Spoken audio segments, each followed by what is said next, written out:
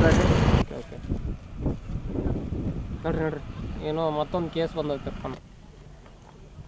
ಅದೇ ರೂಮಿನ ತಂಗಿ ಅಕ್ಕ ಹುಡುಗಳ ಅಕ್ಕಿ ಹೋಯ್ತು ಹಾಕಿ ಮನೆ ಹೇಳೋರು ಇವ್ರು ಕಸ್ತೂರಿದವ್ರು